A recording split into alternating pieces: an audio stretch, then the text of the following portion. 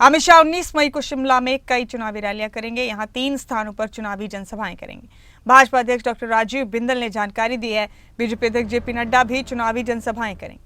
18 मई को चंबा, नूरपुर और अर्की में जनसभाएं करेंगे।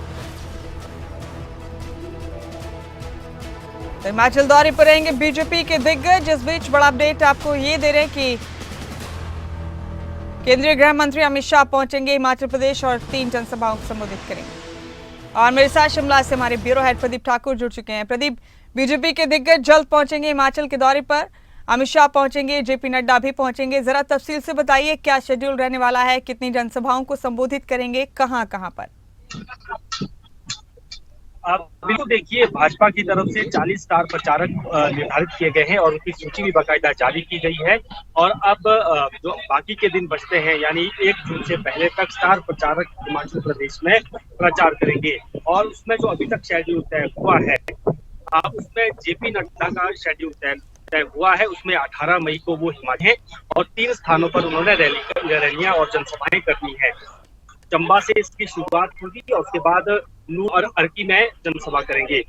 जो कांगड़ा चंबा संसदीय क्षेत्र है, यहाँ पर जेपी नड्डा जो भाजपा के प्रत्याशी हैं राजीव भारद्वाज, उनके लिए समर्थन मांगेंगे, उनके लिए वोट मांगेंगे वहां पर लोगों से। और इनके साथ साथ अर्की में जो शिमला संसदीय क्षेत्र के अंतर्गत पड़ता है, यहाँ पर भी एक जनसभा उनकी रखी गई है। तो कुल मिलाकर ये अभी तक का भाजपा के राष्ट्रीय अध्यक्ष जेपी नड्डा का शेड्यूल है। हालांकि अमित शाह जो केंद्रीय गृह मंत्री है, उनका 19 मई का कार्यक्रम तय हो चुका है, लेकिन अभी ये तय किया जा रहा है कि उनकी रैलियां कहां पर करवानी है।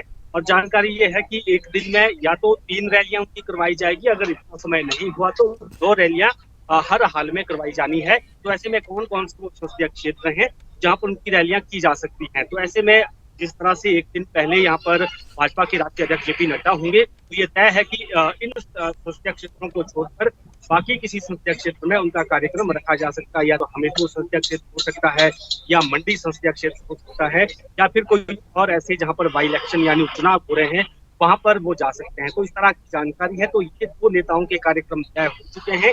हालांकि ये भी जानकारी है कि प्रधानमंत्री नरेंद्र मोदी की रैली भी हिमाचल में करवाई जानी है और इसका शेड्यूल भी जल्दी ही आएगा। और ये रैली भी 23 मई से पहले या फिर उसके आसपास, यानी 30 से 25 मई के बीच में भी ये रैली हो सकती है, लेकिन इसका शेड्यूल फिलहाल आना बाकी है।